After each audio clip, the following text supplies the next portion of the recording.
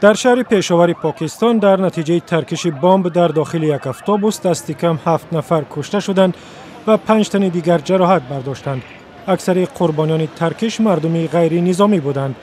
پشاور در نزدیکی مناطق ناآرام قبایل نشین پاکستان جایگیر است. روز پیشتر از این بمبگذاری افرادی ناشناس به یک مکتب دخترانه در نزدیکی پشاور نارنجک انداختند و یک معلمه را کشتند.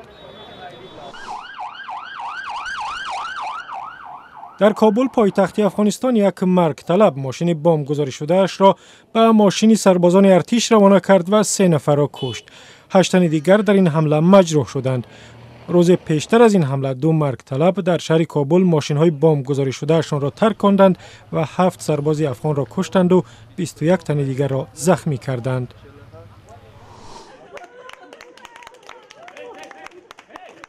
در ارمنستان سربازی را که در آذربایجان دستگیر شد اعضای خانواده و دوستانش در فرودگاه یریون پیشواز گرفتند.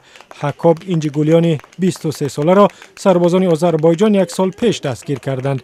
وقتی در آذربایجان بودنش حکاب اینجیگولیان در تلویزیون این کشور گفت هم خدمتانش به او بدرفتاری می‌کردند، اما بعد بازگشتش به وطن این سرباز ارمنی گفت که زیر فشار چنین بیانیه داده است.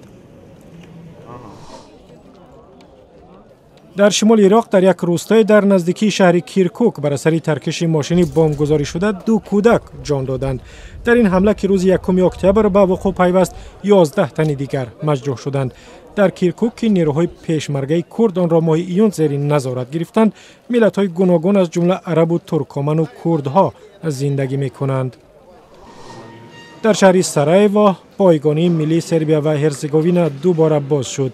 ماه فوریه امسال بعد از آتش‌سوزی ویرانگر این پایگانی را بستند. بسیاری از سندهای تاریخی از جمله از دوره ترکان عثمانی و سلطنت استرو-ونگر در نتیجه سوختار آسیب دیدند. سوختار بعدی بیدادگری آشوبگران در سرایوا سر زد. ترکیه برای برقراری این پایگانی کمک مالی کرده است.